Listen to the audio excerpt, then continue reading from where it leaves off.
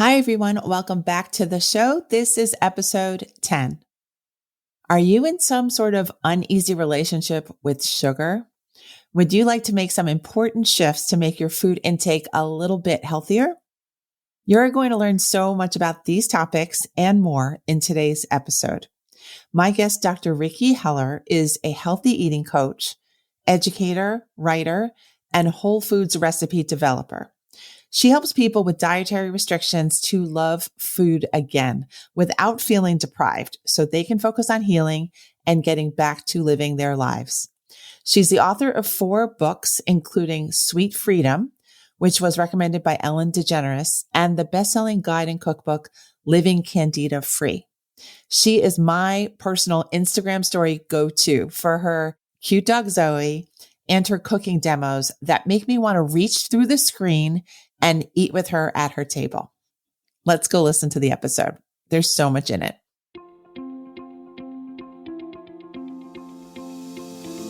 Hi, I'm Dr. Christine Lee, and I'm a psychologist and a procrastination coach. I've helped thousands of people move past procrastination and overwhelm so they could begin working to their potential. In this podcast, you're going to learn powerful strategies for getting your mind, body, and energy to work together so that you can focus on what's really important and accomplish the goals you want to achieve. When you start living within your full power, you're going to see how being productive can be easy and how you can create success on demand. Welcome to the Make Time for Success podcast. Hi, everyone. Welcome back to the show. I have a very special woman, an amazing teacher as my guest today. Her name is Ricki Heller, and she is knowledgeable on all sorts of different topics. And they're all, I think, interesting to listeners of this show. I'm just going to guess that that's the case. So Ricki, welcome to the show. I'm so happy to have you here. Oh, thank you. I'm so excited to be here. Ricki, can you do me the favor and give us an introduction to you and your areas of interest? For sure. So we were just discussing before the show, I started out as an English professor, but then like so many people, I encountered some health issues, and that kind of led me to study in the different direction of holistic nutrition. I had what's called candida overgrowth. So that's an overgrowth of yeast in the body. And it requires a really, really restricted diet to help clear it. So I went and I studied holistic nutrition because I really wanted to find out why was my naturopath telling me to eat certain foods and not other foods and so on. And that actually from there, I ended up doing some catering for a while and cooking classes. And I started a blog and began to chronicle what I was doing to clear my candida. And that really led to this barrage of people contacting me because at the time it was a very new and seldom discussed condition. And I had a food blog. And so there were really no recipes available at the time. So I ended up getting quite a sizable audience. And from there, I began to teach programs online for people with candida. I began to coach people one-on-one. And I ended up having a couple of books published as a result. Once publishers discovered what I was doing, they asked me to publish a book on candida, which is called Living Candida Free. And that just led to more and more around this area of food. And what I found was dealing with people for so many years. I've been working with candida since about 2014. The diet is really paramount. It's a very strict diet. You have to cut out all sugars, all moldy foods, a whole bunch of other stuff.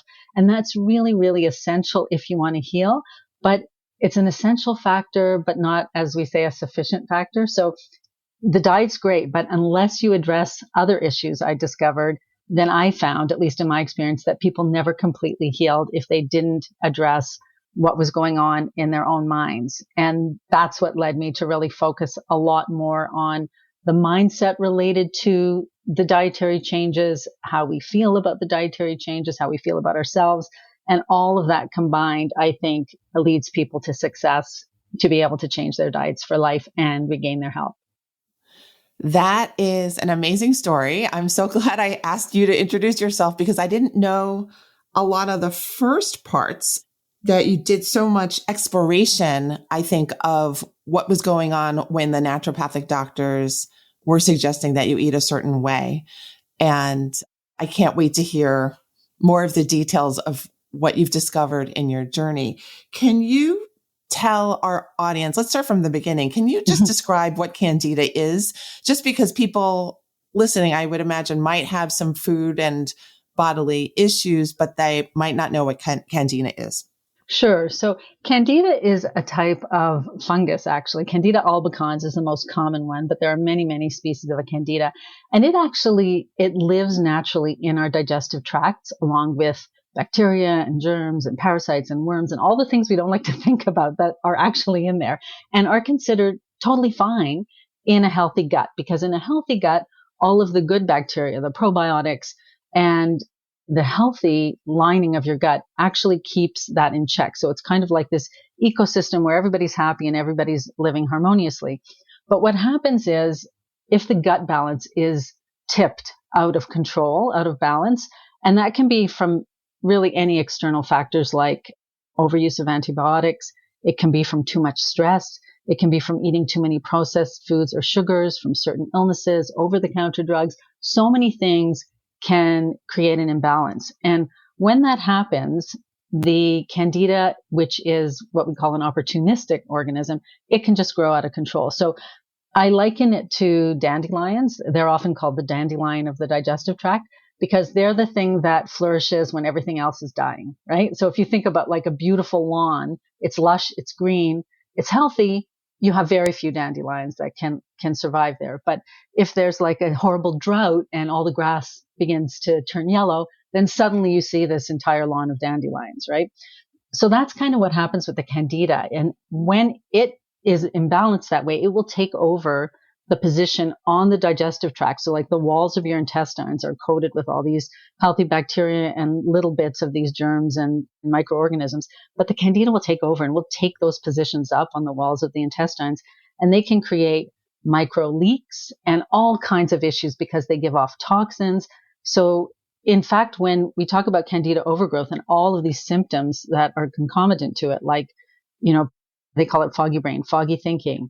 They have unbelievable sugar cravings, fatigue, muscle aches, all these symptoms that we think of, sinus issues, rashes, any type of fungal issue that you're familiar with, like, we think about athlete's foot or toenail fungus or all these fungal conditions. All of those are considered symptoms of Candida overgrowth, but in fact, they really are an effect of Candida overgrowth in the gut.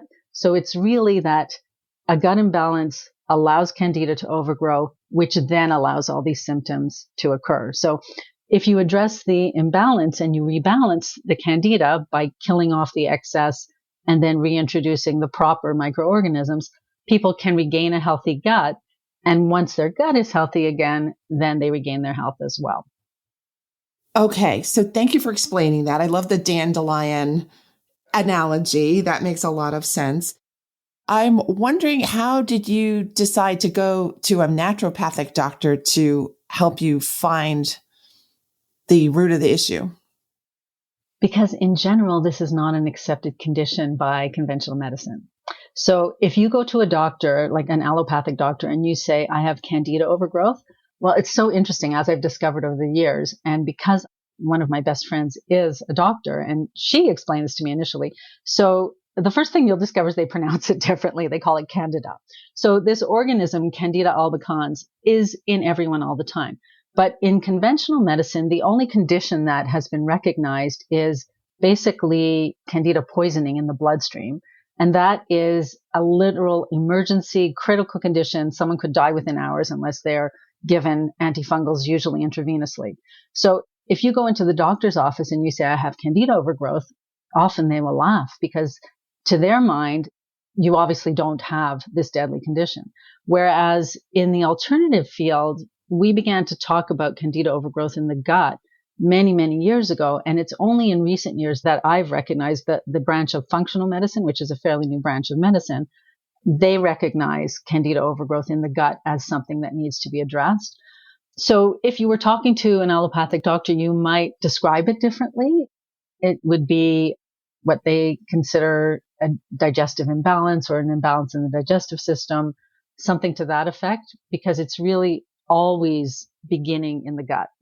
So that's why a conventional doctor might not diagnose you with candida. And so I went to a naturopath because they immediately recognized what I was talking about. And they were the only ones who I felt took it seriously.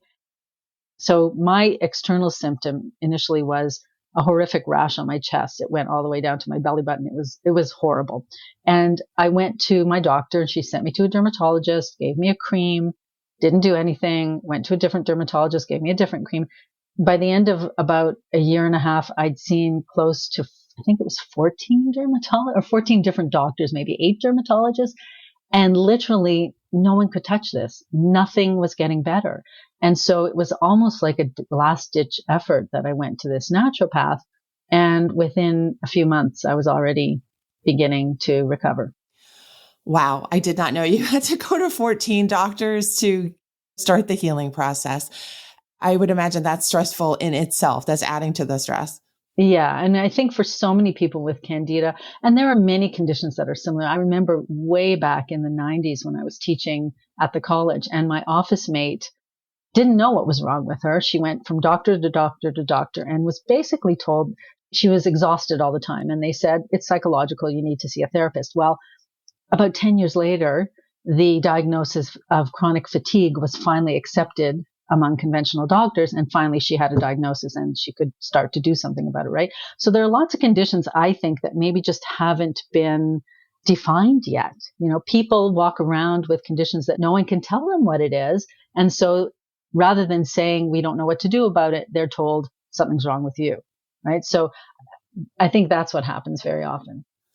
Yes. So now I wanted to ask you, I think my small amount of reading on these topics reminds me that when the body produces symptoms, it's basically the body declaring there's an emergency. Am I right about that? Or did I describe that the right way?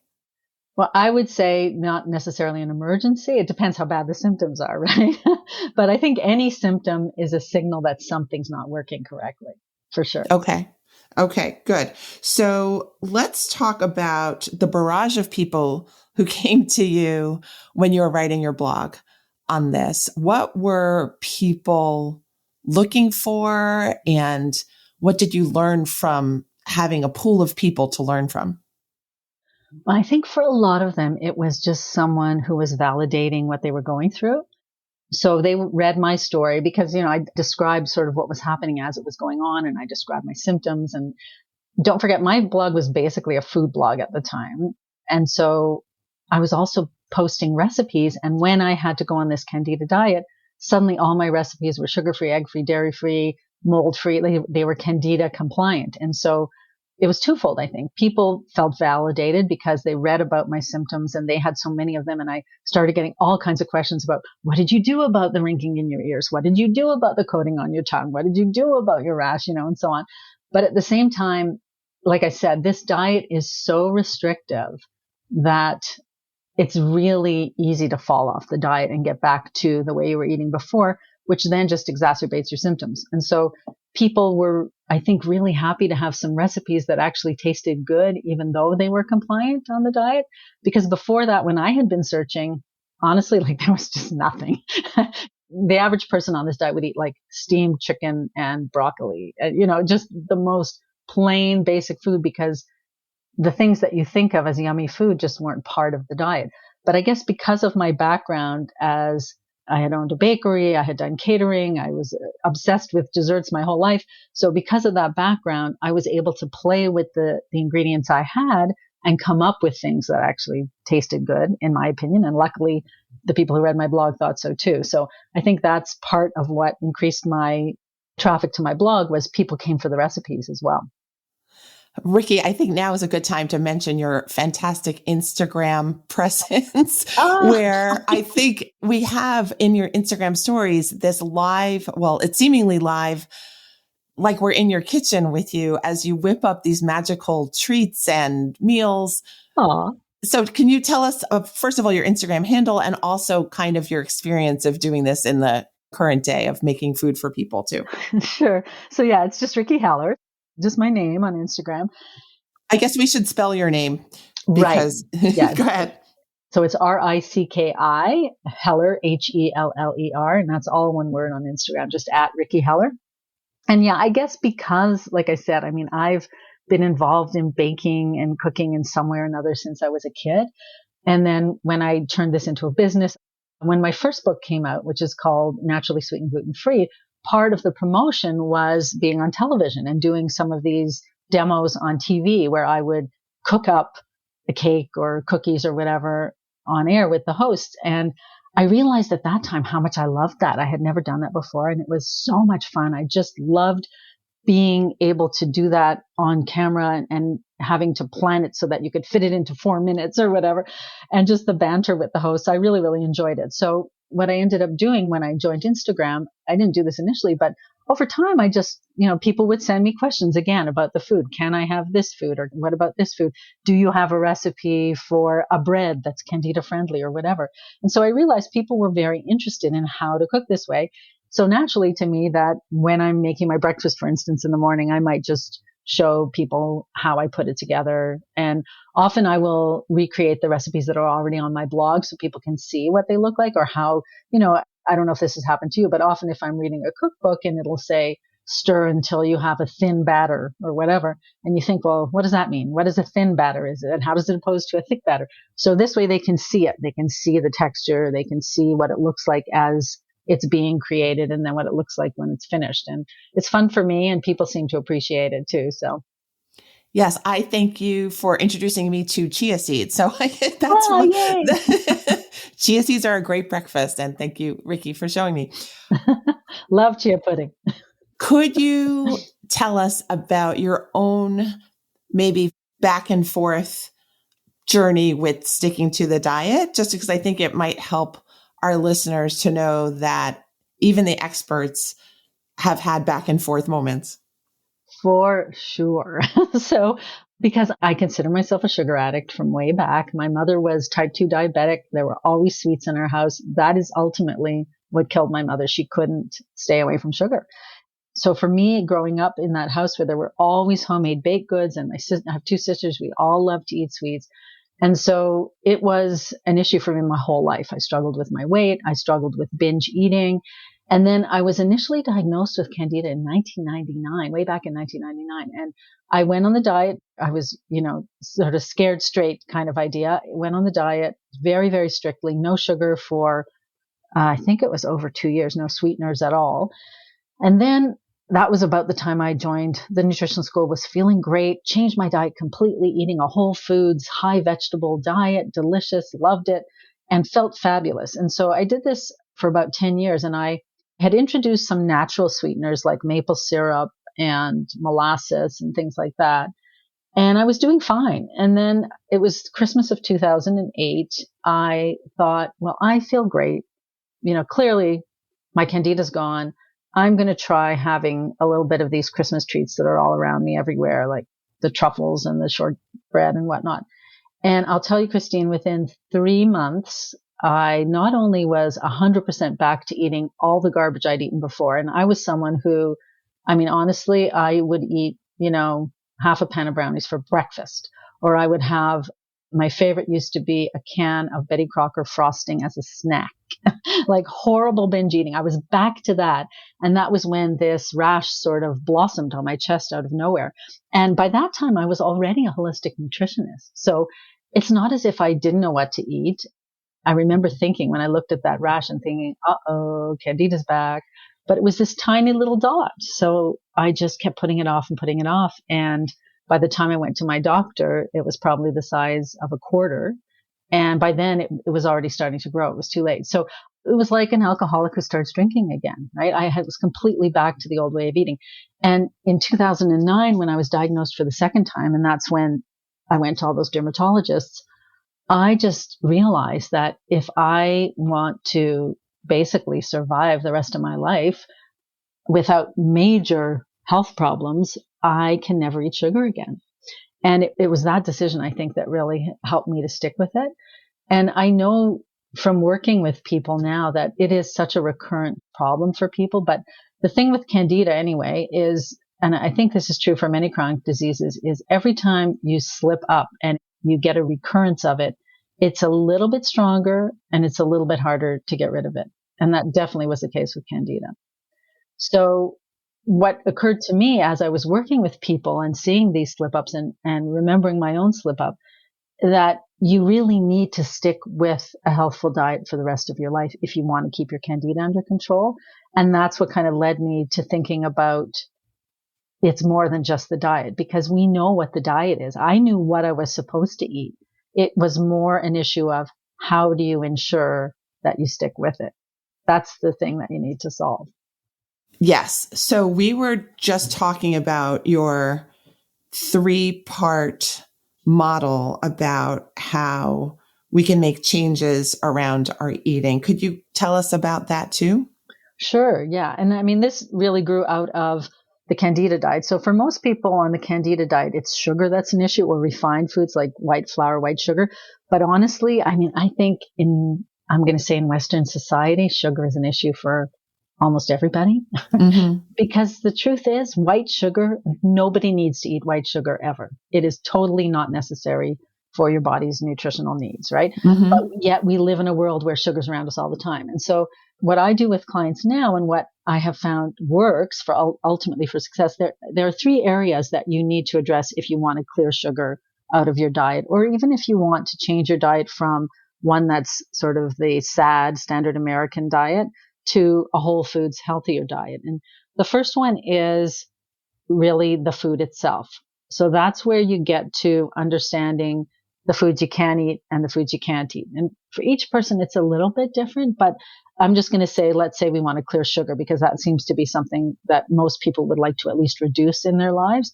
So that's the first thing. And sometimes what compels us to eat sugar is simply an imbalance in our blood sugar. So you're probably familiar with the idea of the 3 p.m. crash kind of thing, right? Mm-hmm. And that happens because people eat a refined flour, sugar breakfast often, and then they have these blood crashes in the afternoon. And your body physically requires more sugar just to feel like you're awake at that point, so that you have energy. And I always laugh when I think about this, because this used to happen to me every day when I was teaching. And I will never forget, there were days when I was teaching. These are the days where I might have had brownies for breakfast, right? I'd have this horrible sugar crash around 3 p.m. And I was so physically exhausted at that moment that I would have to shut the door to my office. Luckily, it did not have a window. And I would put my head on my desk and I would take a little nap, because I literally couldn't keep my eyes open. So that's like an ultimate sugar crash. So for many people, if that's really the only reason you're heading for sugar, because you're having this crash, once you rebalance your food and you stop eating all of those refined foods, then you're fine. And you don't have those cravings anymore. I will say, at least with the people that I've worked with, that's maybe 1% to 2% of the population that works for alone. So then there are the 2 other levels that I think you also need to work on if you want to completely reverse your relationship with sugar. And the second is your habits. So many of us, we just eat out of habit, and it's automatic and we don't even realize we're doing it. So an example would be, you sit down at night to watch Netflix with your husband and you grab a bowl of popcorn, or you grab a bowl of potato chips. It's just what you do every night when you're watching TV, right? We're eating mindlessly and we're eating out of pure habit. So if we get the habits under control and we change the habits, that's a second level. And then the third level, which I think is actually the most challenging, but it's the most far reaching, is emotional eating, where we eat because we're upset or we eat because we're bored. It's basically a way of addressing the emotions so that we don't have to face those emotions head on. You know, there's like the cliche of the woman who eats a pint of Ben and Jerry's when she breaks up with her boyfriend, right? Because the sadness is too difficult to face alone. So the food helps to mitigate that sadness. So for me, the really important levels are 2 and 3, the habits and the emotions. But the thing is, if we don't have the food first, then it's often very difficult to work on those. So like as an example, with emotional eating, a lot of the practitioners who work only on emotional eating talk about being able to reach a level of moderation with sugary foods, where because you have your emotions under control, then you're not reaching for the sweets all the time, and that you're just not going to be drawn to them the same way. And while I think that's true, that takes time, right? So I'm still working on my emotional eating after 5 years of working on it. I'm still not 100%. If someone is just starting out and they're learning how to do that, they're still going to have those cravings in the beginning. They're still going to have those urges in the beginning, and they're going to go reach for the sugar. So that's where the first level of the food balancing for me is critical, because what happened with me was when I first started the Candida diet, yes, I still had sugar cravings, but at least I had these sugar-free, delicious treats that I could turn to. Kind of, I think of it almost as a bridge while you're working on the emotions and the habits. Mm-hmm. And I was able to feed the craving with something sweet without actually harming my physical health at the same time. How do you feel having conquered this? What are the experiences, the emotional experiences, and your belief in yourself? What changed? It's an amazing change, and it's such a slow incremental change that honestly, like day to day, you don't feel different at all. But there are days when pre-COVID, I would have a dinner party or invite friends for dinner or something. And I would make what I think is an elaborate, delicious dessert, because I still love making desserts, but it is a sugar-free, right? And I would serve this to everybody, and everybody would really enjoy it, be delicious. And then we'd have these leftovers. And in the old days, I probably would have, maybe even that night, continued to eat it, probably finished it up the next morning. Whereas now, it strikes me sometimes the thing's been sitting there for 5 days, and I'm fine having one cookie or one chocolate truffle, right? And the thing is, whether they have sugar or not, if you're an emotional eater, you're still going to go for 10 of them, which is what I did at the beginning. But once you master the emotional eating, then that means you don't need those cookies to help you with your feelings anymore. So it just means that you're able to better deal with the negative emotions internally and psychologically than you were before. And like I said, I don't think I'm 100%. Like, I still get upset. I still get cravings, but I'm so much better able to notice them and intercept them. And now I have other tools that I can use instead of the food if I'm upset or sad or depressed or bored or whatever. And it makes a huge difference. Great. It sounds like a wonderful ending to the story, which is great. But we're not over yet. I have at least one more question. We're not through yet. It sounds like you just described the details of habit change. Could you teach our listeners what are the core components of a habit? So when you say the word, I intercept that now, what that all means together. Sure. So I was talking about emotional eating, which would be intercepting an emotion. So there's this level of mindfulness, we call it, where you're just paying attention to what you're doing and why you're doing it. So that would be sort of a precursor to the habit change, is the mindfulness where you notice what's happening. And it's almost like stepping back as the observer of yourself and determining, when does this happen, and asking yourself, why does it happen in terms of my emotions? So if I think of an example, this might be one example, and it's very basic, but when I used to visit my family in Montreal, the first thing I always did was go to the kitchen and open the fridge and see what was on the fridge, right? Because that was a habit. We all did that. So it's noticing that I do that. So it's the awareness of it is the first thing.